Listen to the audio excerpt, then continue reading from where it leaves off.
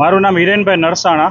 હું સવારના 10 વાગ્યા બાજુ નીકળ્યો ને ત્યારે ઉપર મને ધુવાણાના ગોટે ગોટા દેખાણા, એટલે મેં એ બાજુ દુકાન બાજુ આવી અને જોયું તો પરિમલ હેન્ડીક્રાફ્ટની દુકાનમાં ઉપર થતું હતું, એટલે મેં પોલીસ સ્ટેશનમાં પહેલાં જાણ કરી, પછી ફાયર બ્રિગેડને કીધું અને જીબીએ કીધું। બધા આપણને સારું એવું ફટાફટ આવી ગયા, ટાઈમે આવી ગયા અને વ્યવસ્થિત રીતના આગ બુઝાવવામાં ના નોટિસ કોઈ છે ને, આમાં કંઈ પ્રોબ્લેમ જેવું કંઈ છે ને કે નોટિસ જેવું।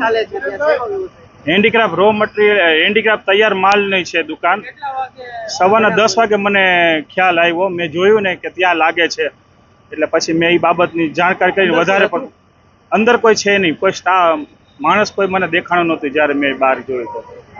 પછી એના માલિકને મેં જાણ કરી કે આવી રીતના છે। માલિકનું નામ વિપુલભાઈ જોબનપુત્રા। એ તો હવે તંત્ર પોતે એની રીતે તપાસ કરે તો વધારે સારું, એમ કે વધારે પડતું જે છે આ બાબતનું 100%ની વાત છે જી। તો હવે આની અંદર તંત્ર તપાસ કરે એની રીતે તો વધારે સારું। મને આઈડિયો નથી, પણ જો તે ધ્યાન કરે તો ખ્યાલ પડે કે નહીં આવી રીતના છે એમ। Gadhvi, incharge deputy chief fire officer. આગ ઉપલા માળે બીજા માળે ઇલેક્ટ્રિક શોર્ટ સર્કિટના લીધે લાગેલી હતી, જેવું સ્થાનિક જણાવે છે।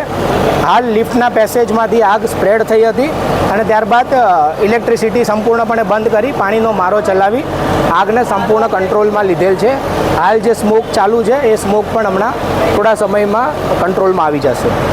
કેટલા અમારી હાલ ઘટના સ્થળે 3 ગાડી ઉપલબ્ધ છે, જેમાં 2 બાઉઝર છે અને 1 મિની ફાયર ફાઇટર છે, જેની મદદથી અમે આગને કંટ્રોલમાં લીધેલી છે। સ્થાનિક ઇલેક્ટ્રિક શોર્ટ સર્કિટના લીધે આગ જણાવી રહ્યા છે લાગવાનું કારણ।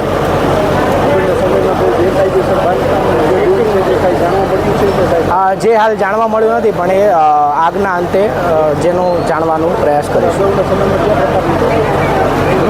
કયા પ્રકારની કાર્યવાહી અગાઉના પ્રકાર જેનું જે બાંધકામ છે તો તેના અંગે જે અત્યારે કોર્પોરેશન કાર્યવાહી કરી રહ્યું છે એ પ્રમાણે ઉપર અધિકારીને જાણ કરવામાં આવશે, ત્યારબાદ તેઓના નિર્દેશન પ્રમાણે કામ કરવામાં આવશે।